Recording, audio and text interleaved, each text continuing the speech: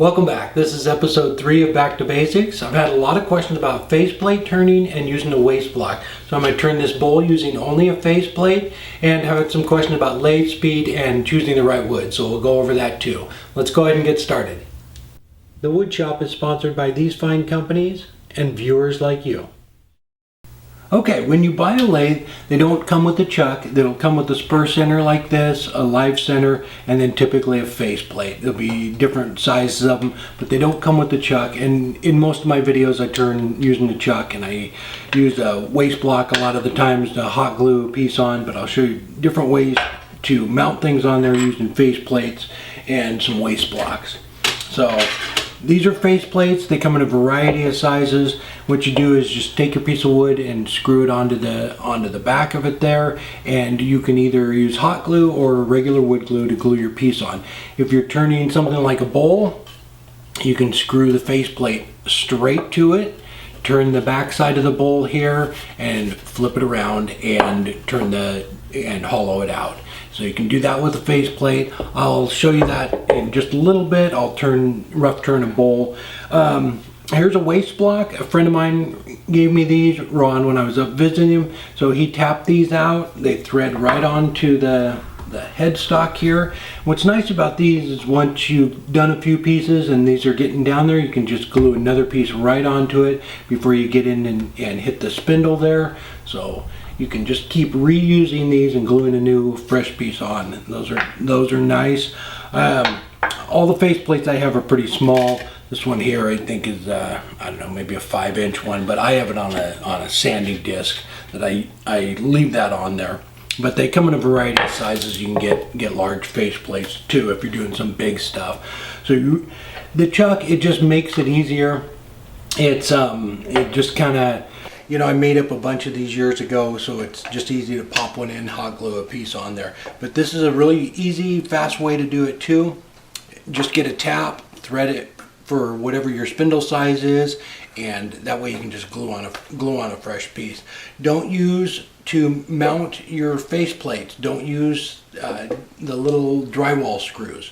Use a heavy duty screw, or even a steel screw. I would use, especially if you're doing something big. I don't do a whole lot of that.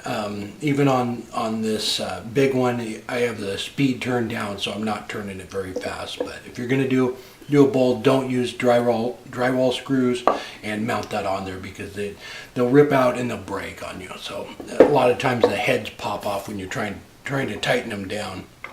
But you can do almost all of the stuff I do, or you can do all of the stuff I do without a chuck. It just takes a little bit longer, but a lot of people like turning with faceplates too. So same process as if the chuck were on there. Just glue your workpiece right onto that and turn a box or whatever you want to. You just need to glue on each piece. And as far as, you know, making a tenon on it and putting it in the chuck like you'll see me do, turn a little tenon down, it just makes it go faster. But you can always just glue the workpiece right onto that. All right, so I'm going to get set up, and I'm going to rough turn a bowl. Actually show you how to do the inside and outside with just a faceplate. All right, there are a few ways to do this. I'm going to screw the faceplate to the inside of the bowl blank, but there are a couple other ways to do it that I know of. So one of them is you can put your faceplate on there, a waste block, glue your bowl blank on there, and I think that's probably the best way to do it. You can clean out the inside of the bowl and get the majority of the outside of it done before you even have to part it off. You can also just screw your bowl blank right to the faceplate if you have a large bowl blank and you're willing to sacrifice, you know, a couple of inches down here on the bottom where the screws are going to come through. I don't know, it wastes a lot of wood, so I don't like doing it that way.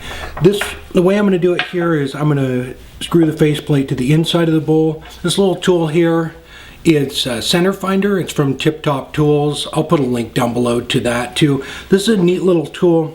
You just screw it right into your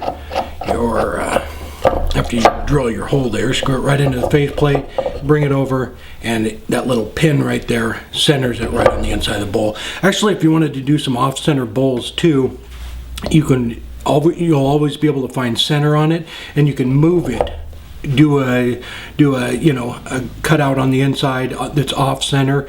And Steve did one of those a while back, and Mike. They both did off center bowls, and this would be a good little tool for that. So that's all it does, is center it. And I'm going to use steel screws here and screw this down.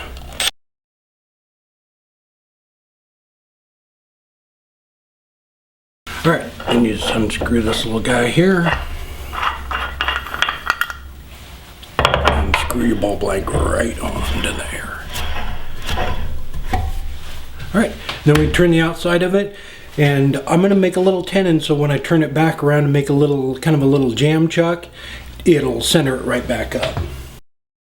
For shaping the outside and cleaning out the inside of the bowl, I have a lathe speed at 2500. I'm just gonna speed this part up. I'm using the round easy finisher, and then to make the tenon, I'll use a parting tool.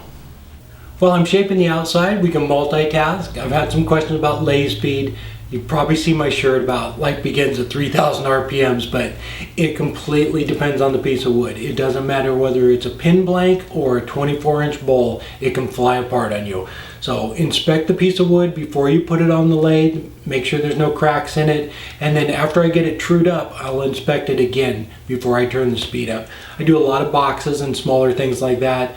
So, and I turn those at 2500, 3000 RPMs. It takes the material off a lot faster, it's a cleaner cut, but I always inspect it a couple of times. So don't just throw a block on there and crank the speed up, it's not safe. Okay, so you have your outside shape done. I put just a little tenon down there. So what I'm gonna do now is take this one here and create a little recess in there and glue it onto that so we can clean out the inside. Then you would go ahead and sand and finish this. You're still gonna have to turn it around to take that tenon off, but you can get 90% of it done right here.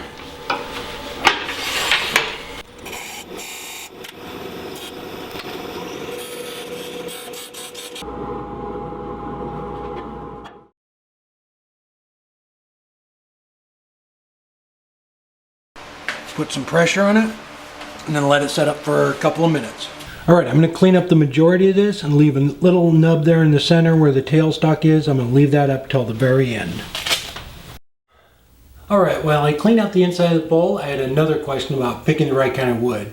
Doug was turning some pendants out of palm wood, and I've never turned it, so I'm not familiar with it. But for something like that, for jewelry things, I would use a nice hardwood. Even some of the exotic woods like cocobolo or holly, even olive wood's a nice wood too, lots of nice figure in it.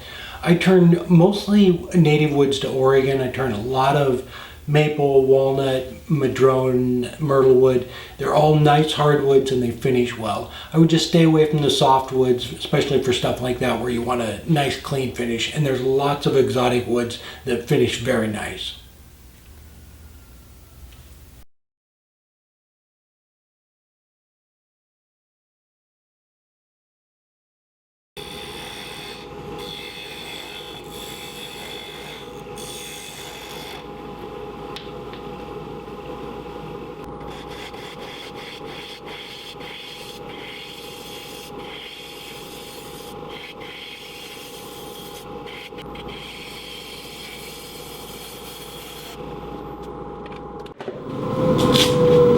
Okay, I'm just gonna stop right there because this wasn't gonna be a bowl blank. It was actually part of the Bantar collab that Pat and I did. So that hole is right at the bottom. So I'm just gonna stop there. At this point, if you left yourself enough room, you can go ahead and come in with a parting tool and part that off.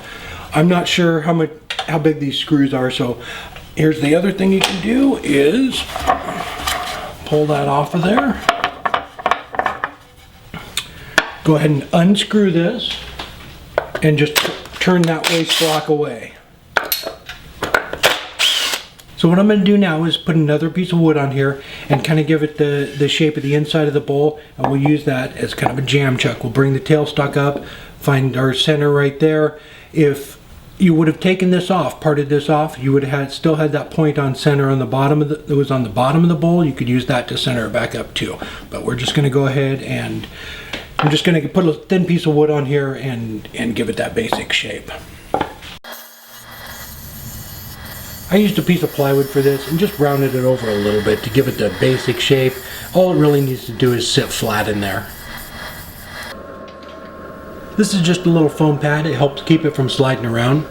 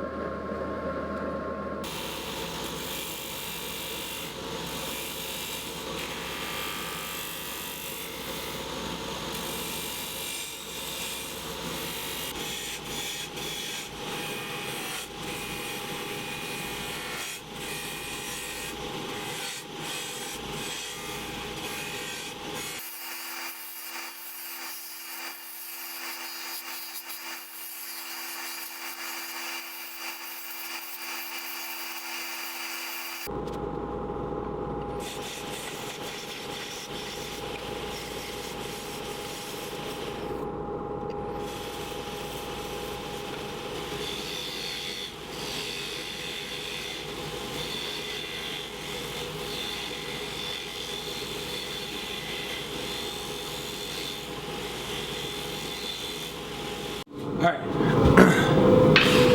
I'm going to stop right there because I got a bad feeling that that hole is right there and it's about to pop through.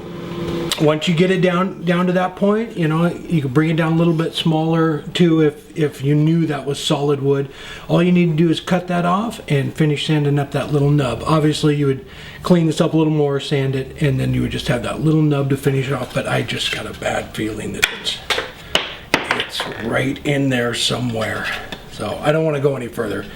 Well, my spidey sense was right. I knocked that off with the chisel and the hole went all the way through, so luckily I stopped. But hope the video helped. If you have any more suggestions for the Back to Basics series, go ahead and leave them below in the comments. And if this is your first time here, I have a new video every Friday. I hope to see you there. And if you haven't done so yet, please subscribe.